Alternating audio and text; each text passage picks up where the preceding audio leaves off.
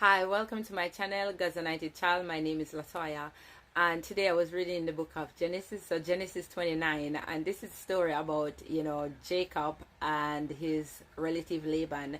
So in Genesis, he was saying to Jacob that we are blood, we are relatives, so you can't just be working for me for free.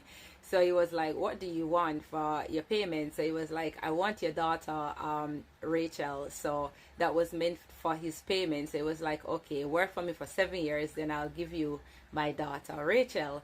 So here we go. So basically he did and complete his year, and you will see the deception in the scripture. So I will elaborate more.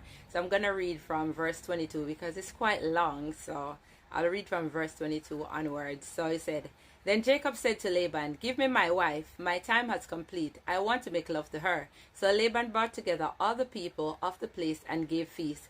But when evening came, he took his daughter Leah and brought her to Jacob, and Jacob made love to her. And Laban gave his servant Zilpah to his daughter as her attendant. When morning came, there was Leah. So Jacob said to Laban, what is this you have done to me? I serve you for Rachel, didn't I? Why have you deceived me?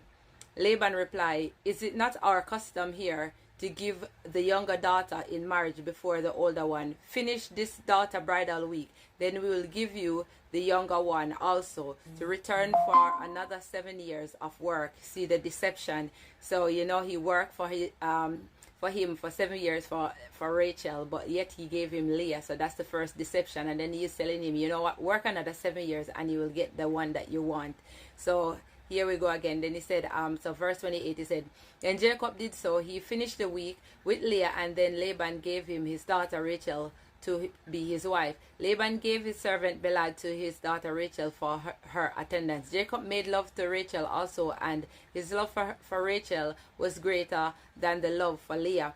And he worked for Laban another 7 years. So you see, the one he loved is the one he loved, and the one he wants is the one he wants. So then this is now God coming into play. So he said, when the Lord saw that Leah was not loved, he enabled her to conceive. But Rachel remained childless. Leah became pregnant and gave birth to a son. She named him Reuben, for she said, it is because the Lord has seen my misery. Surely my husband will love me now. So, and he carry on that, on the story, if you keep reading down, it show you where he never love her, truly love her like how much he loved Rachel, because that was his heart desire. And we see it in this world where somebody will come in and deceive us. Sometimes they will tell you pick what you want, but yet they will still deceive us, just like the devil. He will offer you something for your soul, and then when you give him your soul, that in payment for what you ask, he will still deceive you. He will not give you what you wanted. So and then probably even give it to you, but he takes something that he knows that you desire. So sometimes God shows us here how even family member can be the one to be the thorn in your flesh, can be the one that break you and hurt you the most and deceive you the most.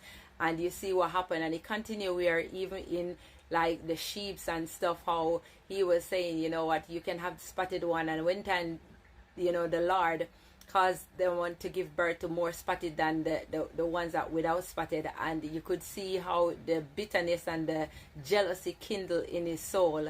So I'm just letting you know that when God favor, because it's not man, it's God that do blessing. I know that Rachel shouldn't be blamed for the love that Jacob have for her, that God has to withhold her womb at the time and let the fact that Leah was just going through so much, because she's not the one that has the heart. And when you're dating someone and you don't have their heart, how it feels.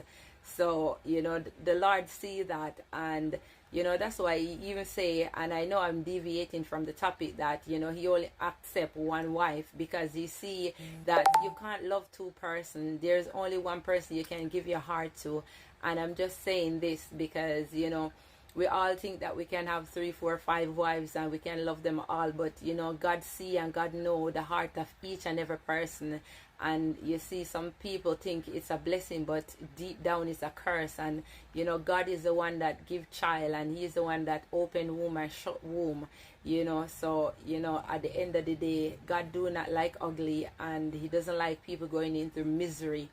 And for Leah, He was really, really blessing Leah. And for in her mind, she think that she bearing all these children would make Jacob love her. And it wasn't the case, because like I said, his heart would just belongs to Rachel. And we can't change the heart of man by just doing things. It's what the man require in his heart for who he required it for. So like they always say, money can't buy love, and there are certain things that you just can't bend with just doing. It just have to come naturally.